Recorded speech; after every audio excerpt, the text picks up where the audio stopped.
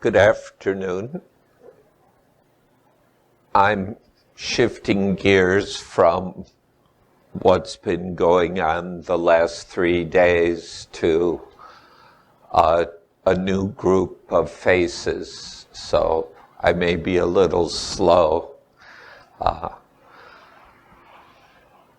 like to begin with a guided meditation.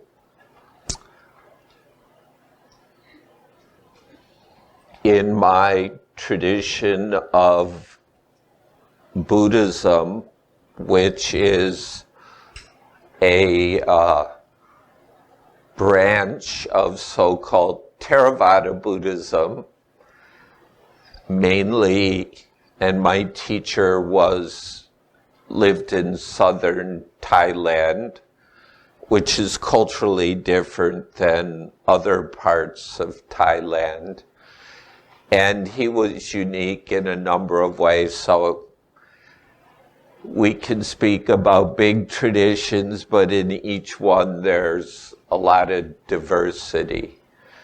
Anyway, within the strands of Theravada Buddhism that have been provided my foundations in Buddhism,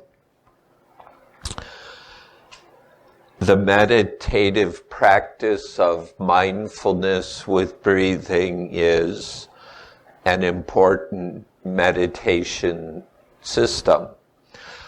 So for a start, I'd like to borrow from what is a quite large systematic meditation system, and I'll borrow a few pieces to share with you now, and then from that see where things go.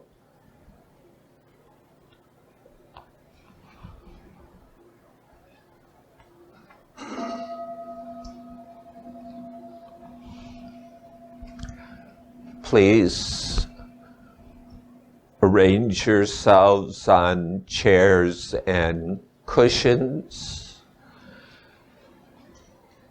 If whatever you're sitting on, feel the bones in your buttocks and feel your cushion or chair through your buttocks. If you're an experienced horse rider, you know what I'm talking about. I'm not, but my wife is. It's very similar, actually.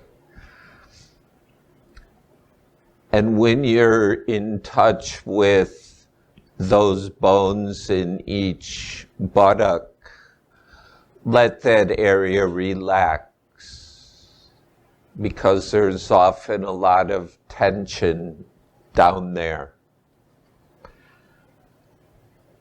And from that area relaxing, imagine a softening and relaxation moving down into your thighs, down into your lower legs, your calves,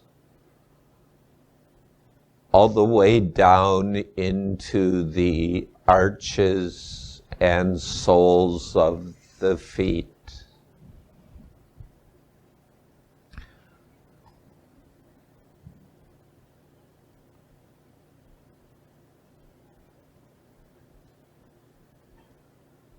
And through our buttocks and feet, if we're on chairs, also knees, if we're kneeling or cross-legged, feel contact with the earth. There may be a floor, but further down is earth. And the floor shares with earth the property of solidity. This is, of course, not completely solid, but hopefully the floor won't be moving much in the next hour, and we're not in a place prone to earthquakes. So for our purposes, it's solid enough to contact that solidity to give us a foundation for the next half hour.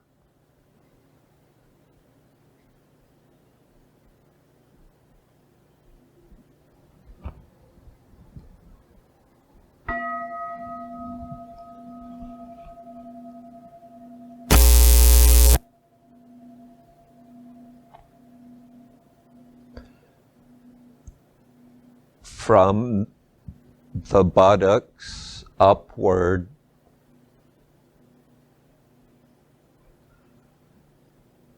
imagine a gentle rising energy, the way a cloud might float in the sky.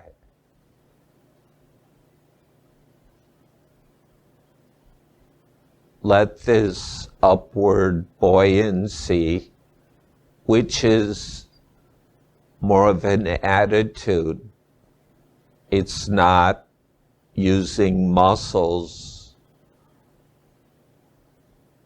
it's an attitude or an energy, rather than feeling heavy and droopy or tired and weary. Allow a gentle internal buoyancy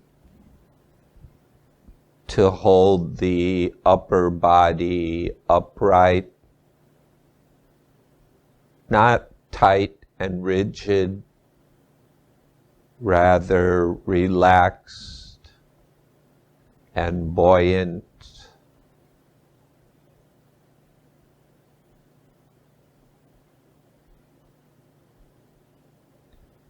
And here we sit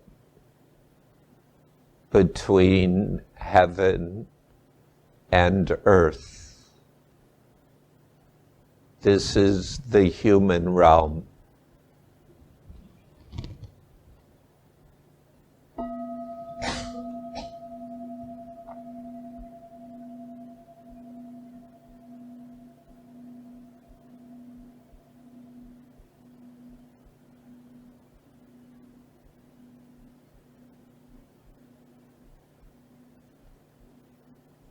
Here between the sky and the earth,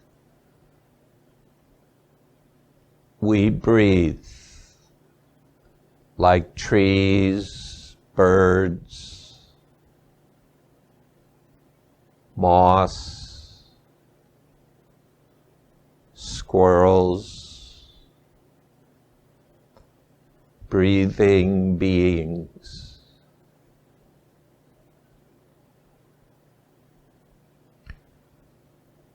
Please bring attention to the living breath.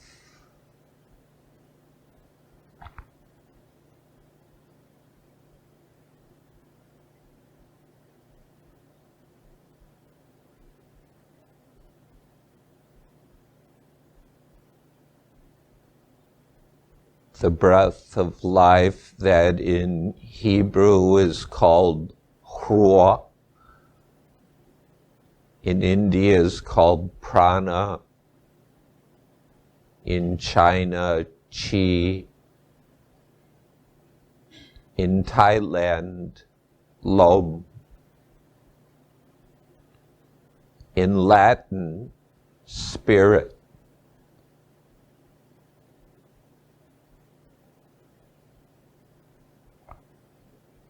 In a relaxed comfortable way. Notice any movements and sensations connected with breathing, whether they're in the chest or the belly, the back, the throat, sinuses, or nose.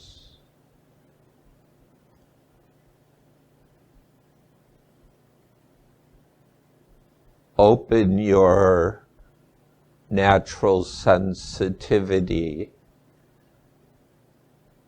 to the flow and sensations of breathing in and out.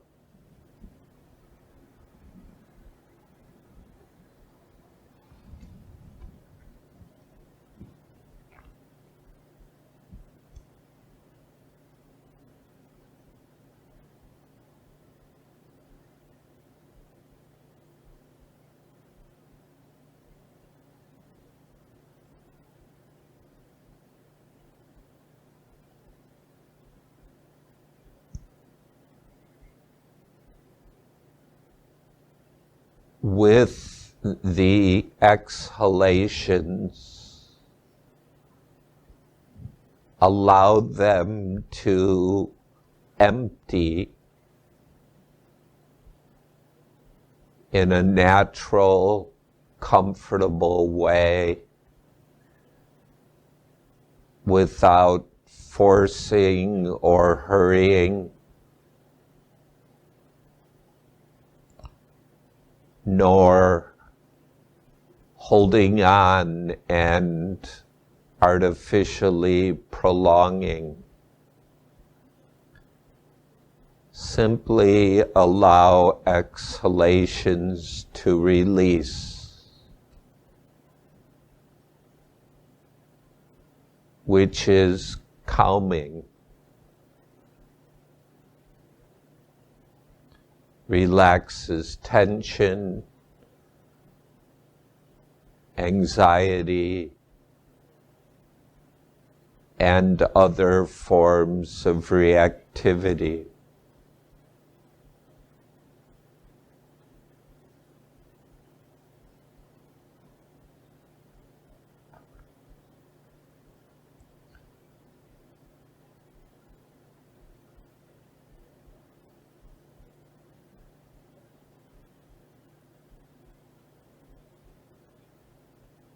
Please notice how it feels physically when a breath relaxes and exhales naturally without you having to do anything.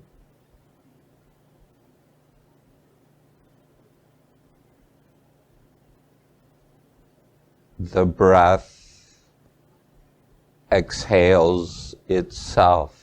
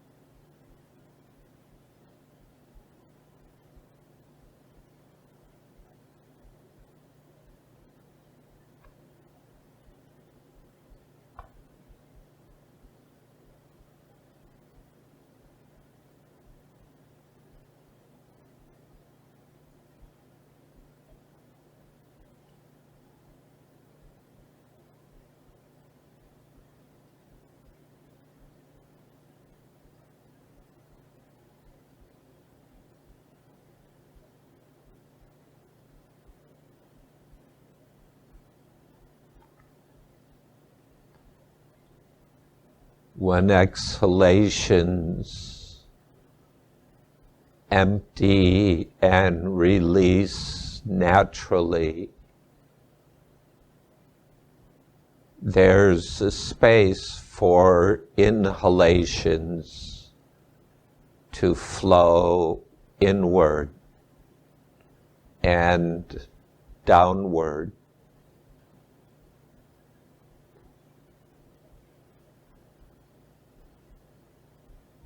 Follow this flow of breath, of life, not only inward to the lungs. The whole movement drops downward into the abdomen.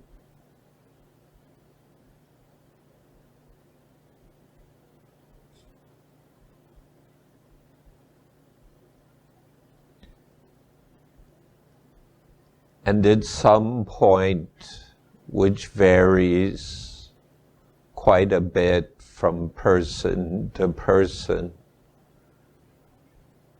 it will feel full.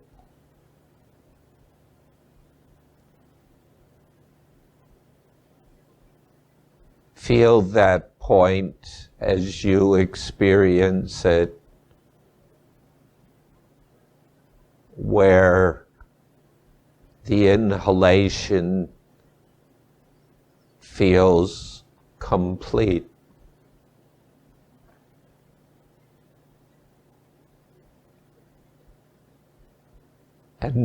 And rest there. That is, awareness rests.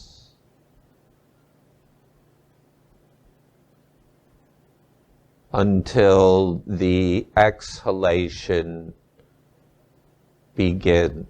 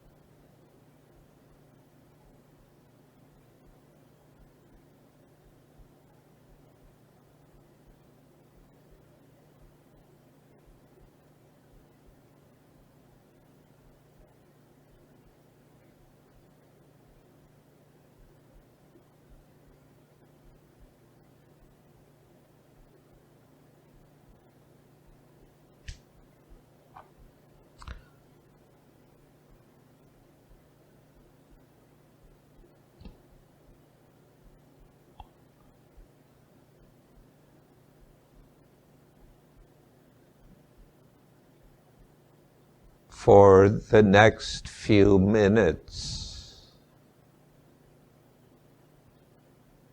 with each inhalation, as it reaches that feeling of fullness or completion, gently nudge it downward just a little bit. Not outward in front of you, but downward towards the center of the body.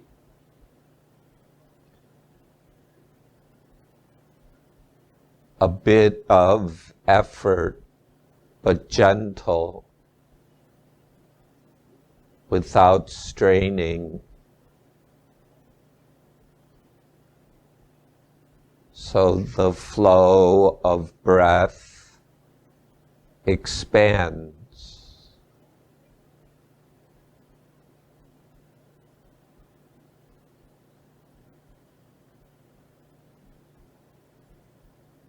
and then follow the exhalation as it flows up and out.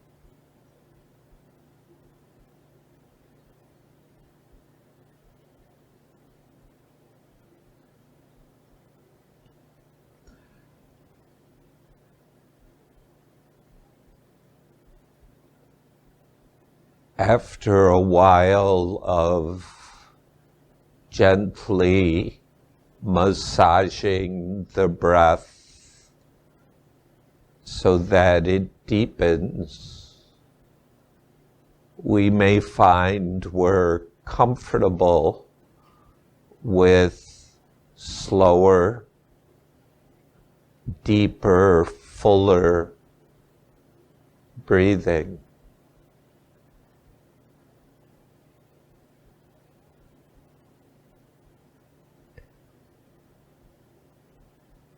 You needn't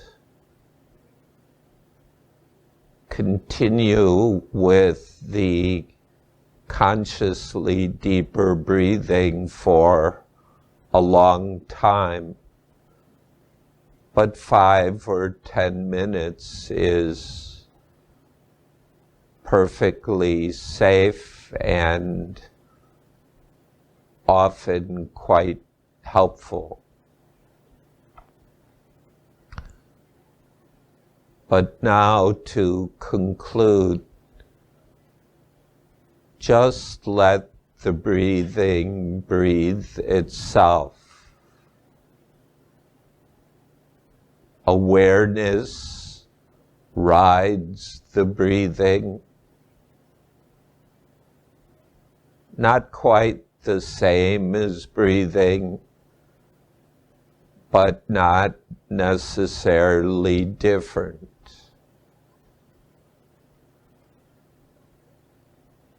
Awareness sensitive and intimate with breathing in and out.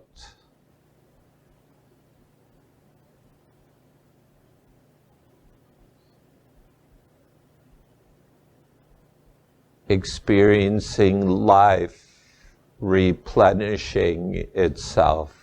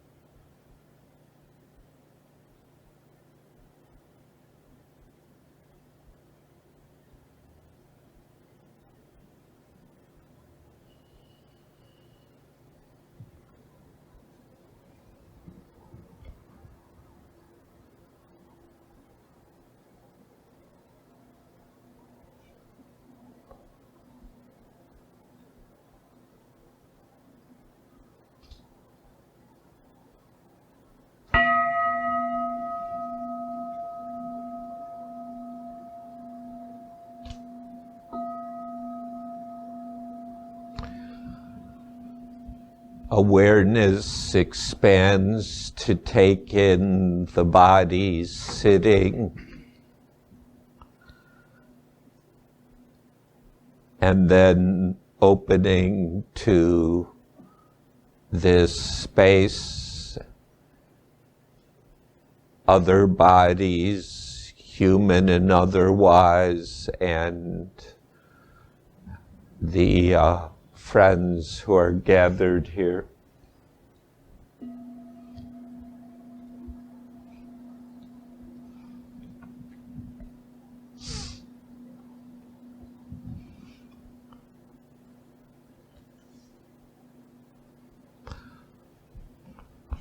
According to the early Buddhist teachings, Buddha declared that mindfulness with breathing that one has cultivated and made much of has great fruit and great benefit.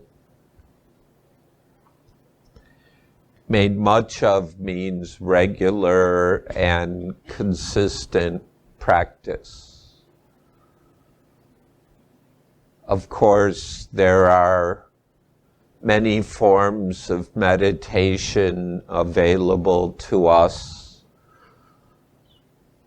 Mindfulness with breathing is one with a rich pedigree within Buddhism, though to some extent it's been supplanted by later techniques and approaches.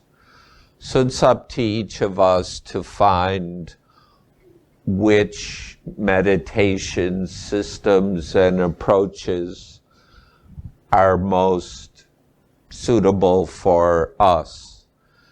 And of course, you don't have time to try them all out because there are hundreds. So it's partly what I'll call it fate. Fate. I don't even know what fate is, but it's a fuzzy enough term for my purposes. It's partly what we're exposed to. When I first learned to meditate in Thailand, it was to meditate with breathing. And then when I went to visit the monastery of the monk who became my teacher, or actually I became his student's a better way to put it, then I learned a sophisticated and systematic approach that goes way beyond just pay attention to your breathing. It starts with paying attention to the breathing. But if you keep going into that, fascinating things open up. And that's what Buddha referred to as having great fruit and great benefit. One of the fruits and benefits is when we hang out with breathing on a regular basis and learn to relax and don't try too hard. Often Americans, I'm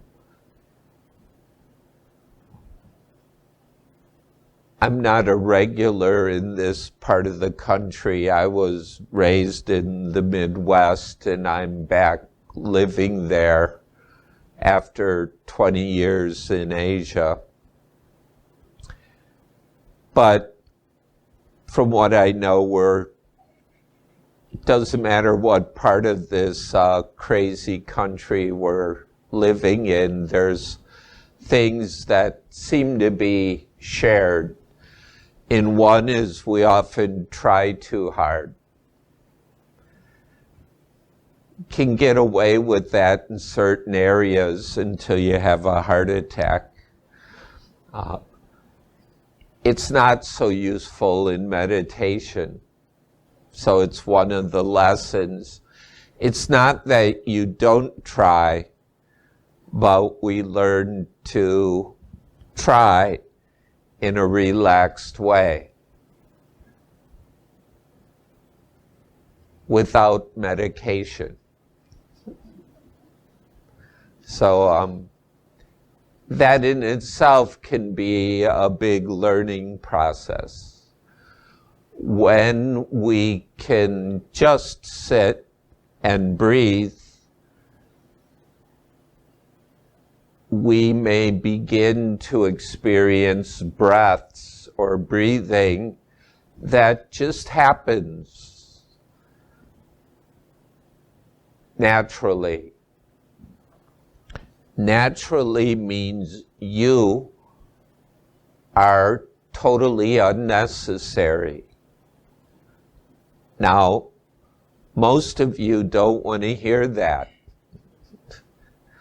We want to believe we're important, we're necessary.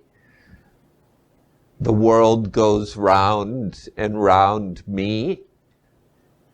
Without me, does anything matter? Of course, I'm speaking to the self-serving, egoistic you, not the deeper awareness my teacher spoke of as you are the you that isn't really you. It just seems to be you.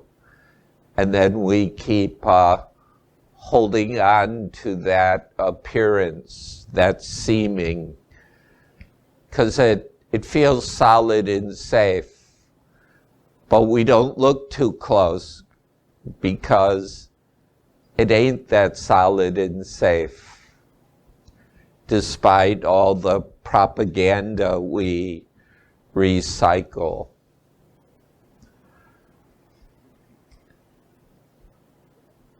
Of course, we should be compassionate for ourselves and others because there's so many forces that tell all of us some of the time, and some of us much of the time, you're not important. You're not rich enough. You're not beautiful enough. You're not sexy enough. You're not this or that enough. Of course, all of that's rubbish driven by greed, hatred, and delusion. But we've lived with it since we were kids. And to some extent, or a large extent, we've internalized it. So let's be compassionate for that somebody who wants to be important.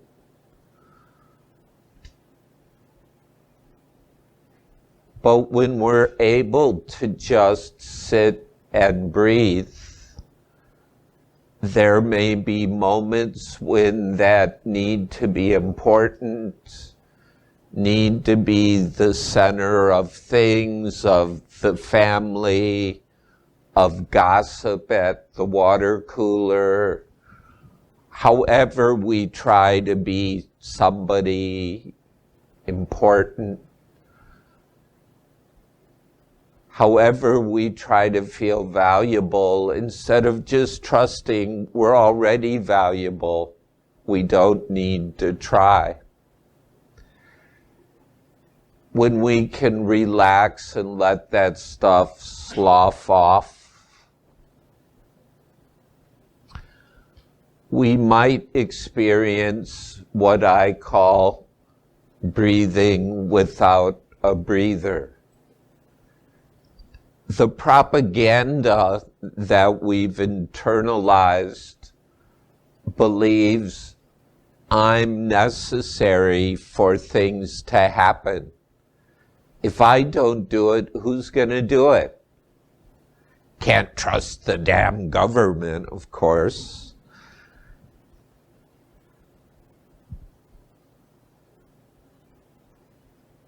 Or if you have my politics, you can't trust the corporations.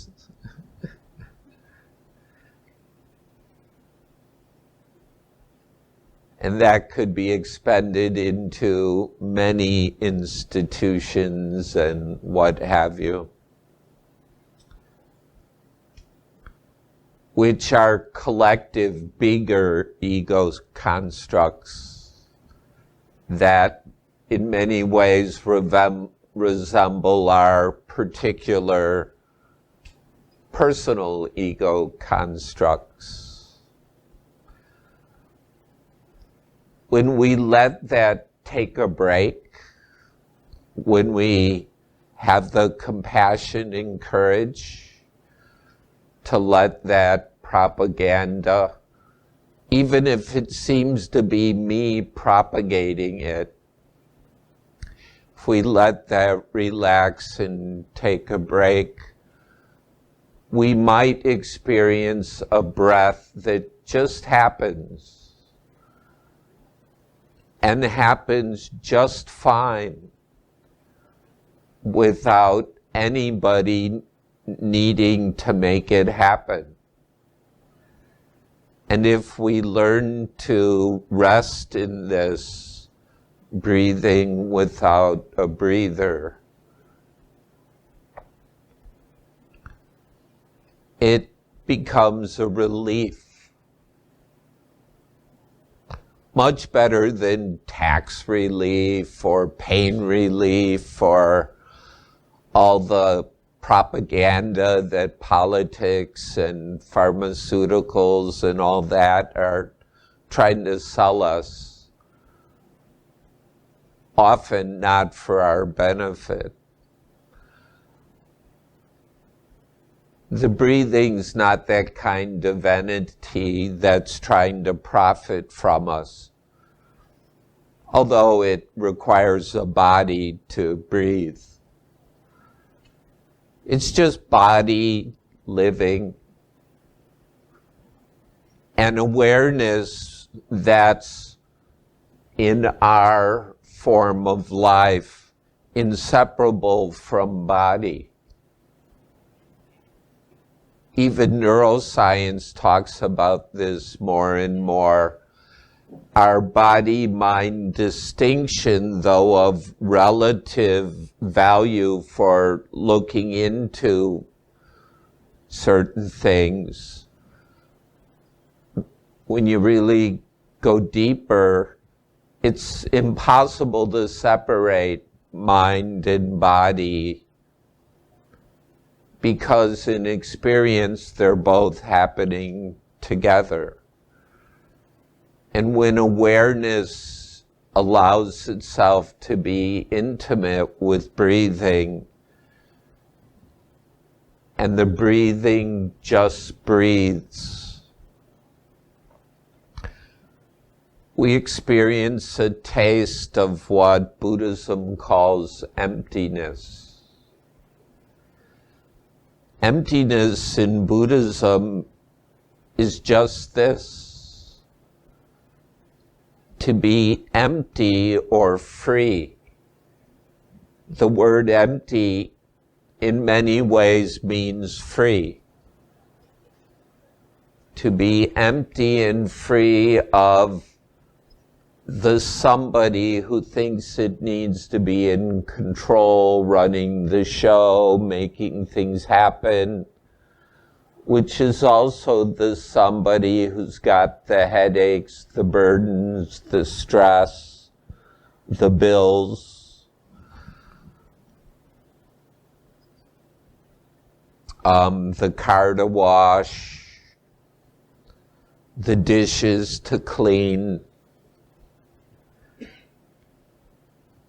That somebody usually is telling us all the good stuff that supposedly required somebody. Somebody usually, but there's all that fine print. Oh, by the way, don't forget, pay your taxes, take out the garbage, watch out for drunk drivers and cancer. Things like that. People with guns, especially the irresponsible, angry ones.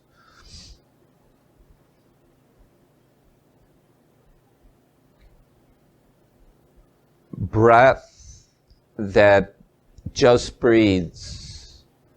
Awareness that is aware in a simple, immediate way, can taste emptiness. We don't have to be ordained or have passed through elaborate initiations. Those may have a place if our path goes in that direction. But as long as we can sit still for a little while and breathe, we can taste emptiness and freedom.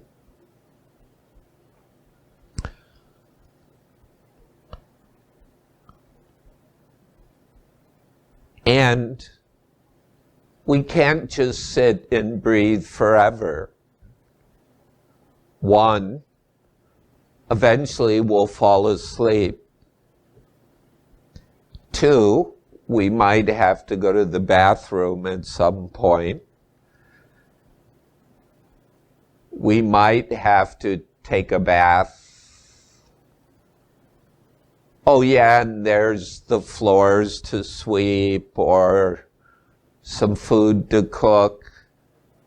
Because after 40, 50 days of just breathing, you're going to have to eat, or you decide, I think I'll breathe in a more permanently supine manner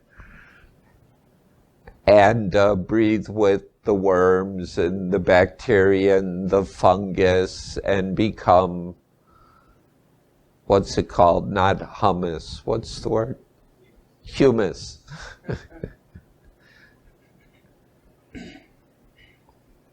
Which supposedly has to do with the origin of the word human. At least I think I read that somewhere.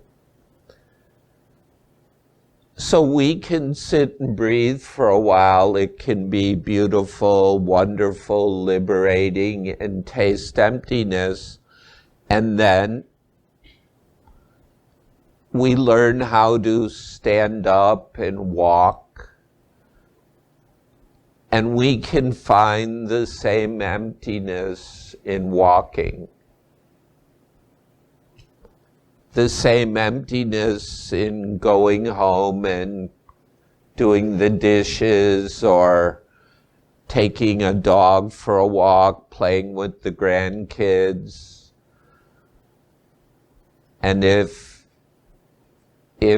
one has paid vocation, maybe going to work. Is tomorrow a holiday? Yes. Okay, so maybe you have to wait to Tuesday to try this out. But some of us don't get to wait. For me, it's getting on airplanes.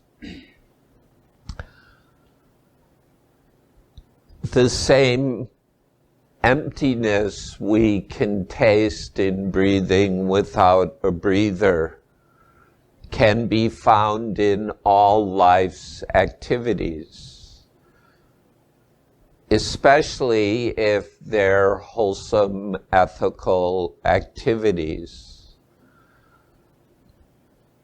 Buddhist practice offers many tools and perspectives to help make that possible. Generosity.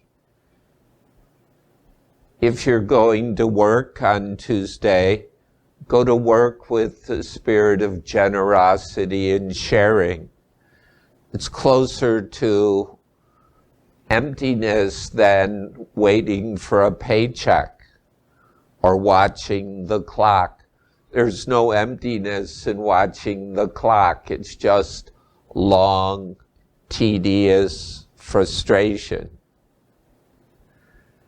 because there's somebody watching the clock. Don't believe me if you catch yourself watching the clock. See if it's suffering. Why not do something useful? And I don't mean play a computer game, though I'm a sucker for them. That's part of my addictive tendencies.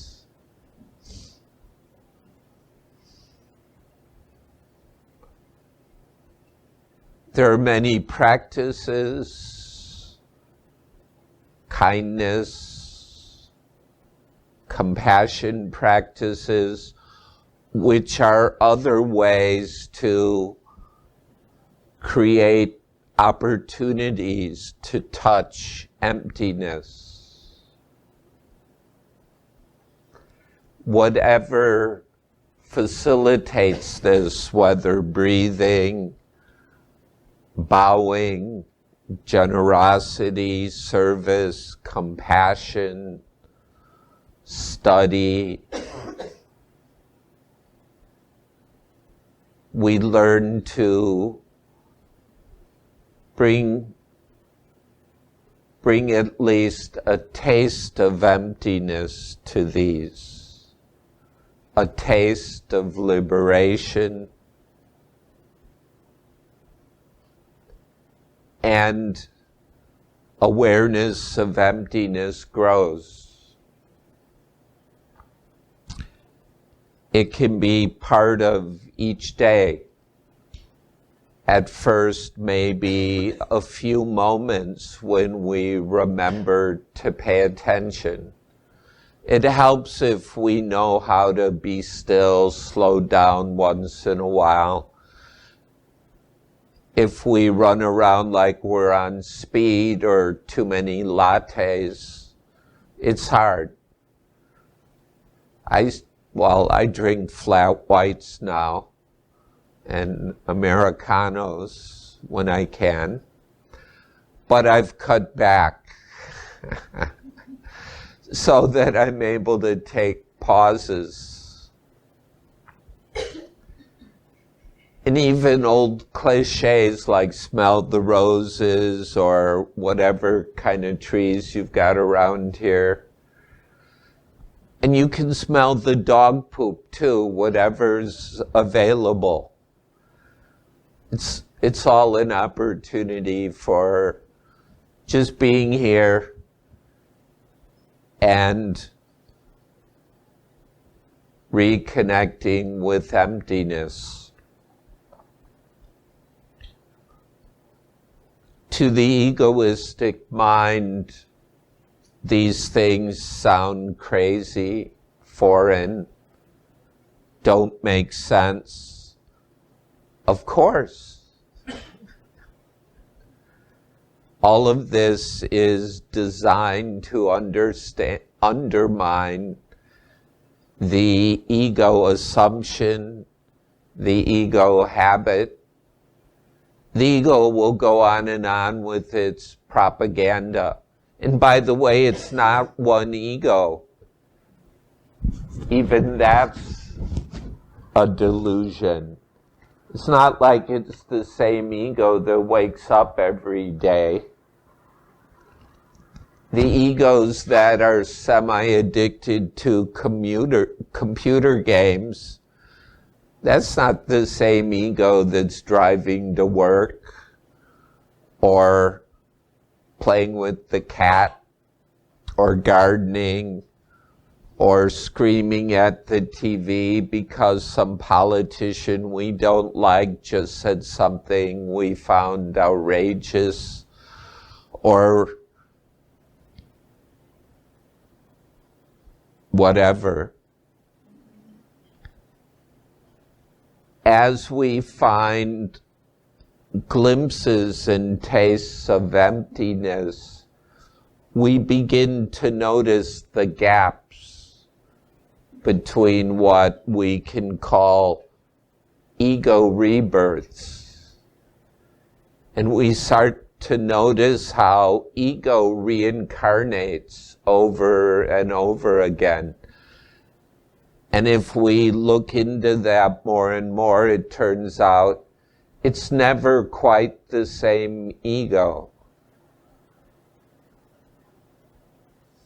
And little by little, we see the cracks, the chinks, the deceptions in the whole ego propaganda trip. Now, I'm not recommending you go to the local mall and set up a booth and try to educate everybody. You might try it and see what happens.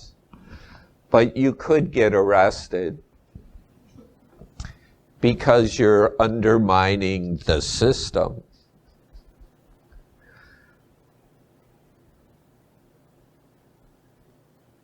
But we can move in the world, in society, in our families, in ways that don't harm, that aren't driven by greed, hatred, delusion, fear, shame, guilt, pride, and let people notice that. Years ago, when the first time I visited the States as a Buddhist monk, I was staying at a place not far from my parents in the Chicago suburbs. And I was asked to give a talk every evening, and one evening my mom came. She and my dad had already been to Thailand for the second time. First I was in Peace Corps, second time. He hasn't come home yet. We better go find out what's going on. So they came and visited at the temple. And my mom kind of liked it. A forest monastery, beautiful, huge trees and vines, monkeys and birds. Yeah, there were a few cobras and things, but they left Mom alone. The mosquitoes didn't, but there are mosquitoes in Chicago. Anyway, she came and brought a friend. And afterwards, well, it might have been a few days later at my parents' house, my mom's friend was there, and she said something that is one of the better compliments I've ever had. And she knew nothing about Buddhism except this one visit to the temple and a few things my mom had told her. And I have no idea what my mom told her. But at one point she said, you know, it's kind of nice being around you. You're calm. My name means peace worker. Santi means peace or calm. So I thought that was cool. Maybe I'm living up to the name my preceptor gave me. That's a way we can share the fruits of Buddhist practice with others. Some of us, it's part of our work and service to speak about these things. All of us, though, can share the fruits of practice, the fruits of emptiness, the fruits of non-greed, non-fear, non-anger, non-delusion, non-harming, by just living our lives in ways that allow others to see we don't have to live according to these systems that exploit us for the sake of profit, war, and other forms of violence. And even if for whatever reason we're part of those systems, there's no escaping them. Not now, not in the Buddha's time, but we can be in the world without buying into it, and then share our freedom with others.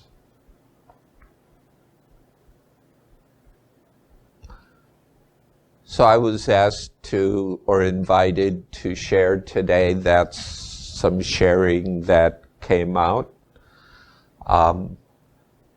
May it be of some use to you, your practice, your lives, your communities. And may we all find our forms of service in a society that's suffering immensely. Even though it likes to think of itself as wealthy and powerful, all the wealth and power is just creating more suffering. Something's backwards. Let's be of service.